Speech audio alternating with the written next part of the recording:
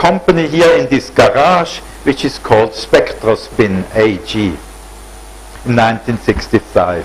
And they were continuing to build an MR spectrometer using virtually the same design.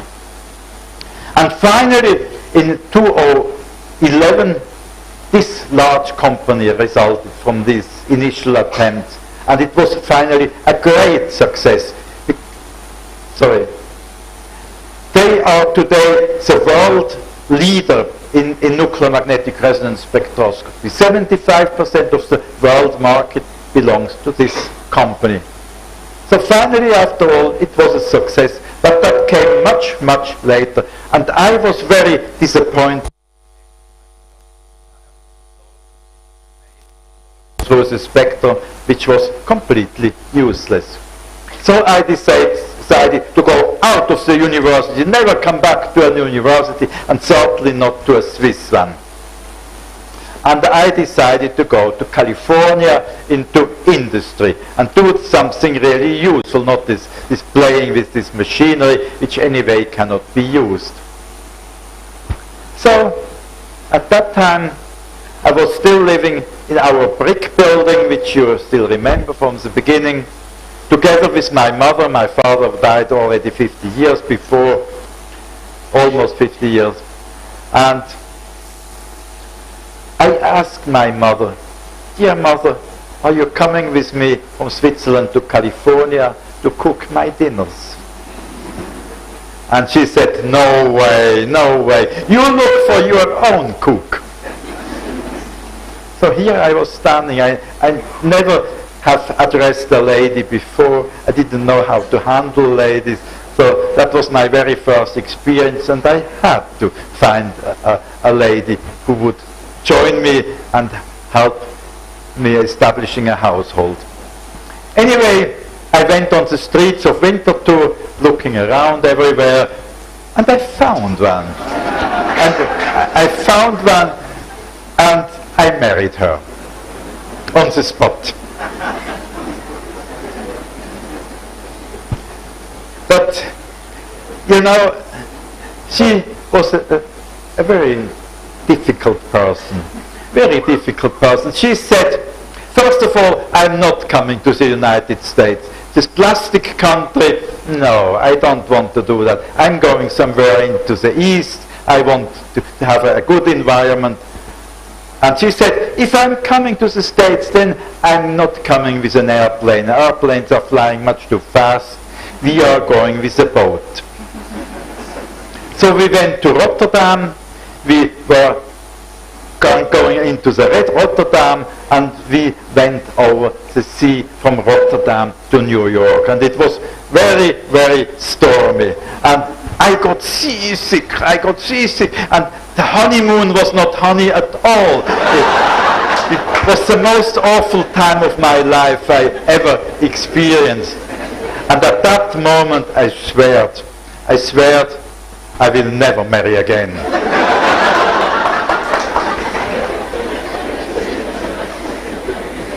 So this is the reason why we are still together today. And then we arrived in the United States, and a few months later came a parcel from heaven with our firstborn daughter, Anna, here in this box. So I was, in addition to a physical chemist, also a father. And of course I didn't know how to handle children, so I tried to feed the children in the physical chemical way. I mean, in this way here, you just pour liquid from one container into another one. And this poor girl, she survived. She survived in the hands of such an awful father. And today, she's an artist. She's living in Austria. She's making paintings like that. That's one of her paintings, which she recently had at an exhibition. And everything had a happy end. So that was finally good. I never thought that I could have a decent child and such a strange father. How could he have decent children? But it turned out not too badly in the end. Anyway, I found a job here in the Stanford Industrial Park. That's what today we call the birth of the Silicon Valley. In the Silicon Valley, the very first company which found here its place, that's Varian Associates. And this company, I joined there. And the Silicon Valley, where all the great inventions have been made in the domain of semiconductors and so on. So that's near to Stanford University. And at Stanford University there were intelligent gentlemen. For example, Russell Varian and Felix Bloch. You remember him. He's a Swiss who invented NMR and came from ETH. And they, together, they started a small company, Varian Associates, building klystrons, that's the invention of Varian, and NMR, the invention of Felix Bloch. That's this company here, that's in Stanford Industrial Park. Here you see the company after a few years, and I joined that company in 1963, together with my little daughter, the well-fed one. And here, that was my working place. This is the parking lot here. And I'm sitting here inside of the building, looking out on the parking lot. That's me doing NMR spectroscopy. This company also produced NMR spectrometers, so it was the proper choice for me. And I had a wonderful boss, really a genius, and a genius who had good ideas. Namely, he knew about this problem, the snail crawling through the spectrum, but he had also solutions. And that's of course important. When you see a problem, you also have to find solutions for the problem. And he did it.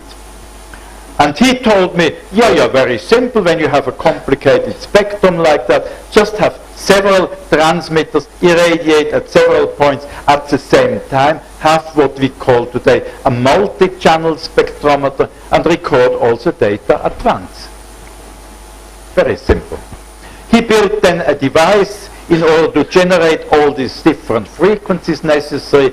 He had what he calls a prayer wheel, analogy to a Tibetan prayer wheel, which rotates a rotating cylinder, which produces all these frequencies. And he built a spectrometer based on that, but it didn't function. No results. And today you can find this machinery in the Smithsonian Museum in Washington without having ever recorded an NMR spectrometer.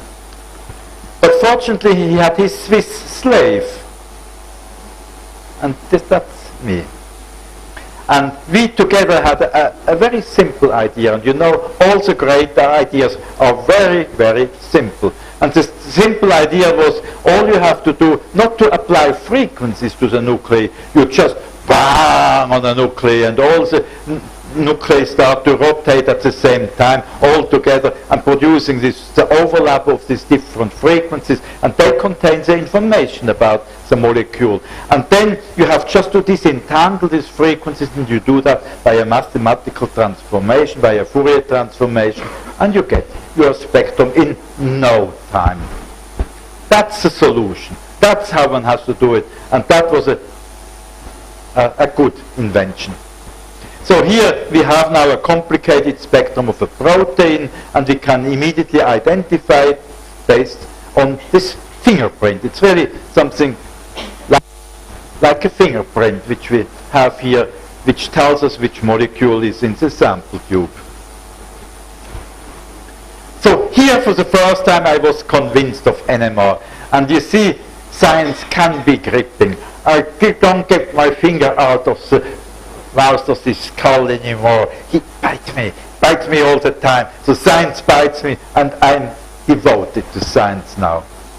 And here in the back you see the little machinery which I used for recording my NMR spectrum. So I could now climb on the tree of knowledge from physics to chemistry to biology, even to medicine, by means of the NMR, nuclear magnetic resonance ladder.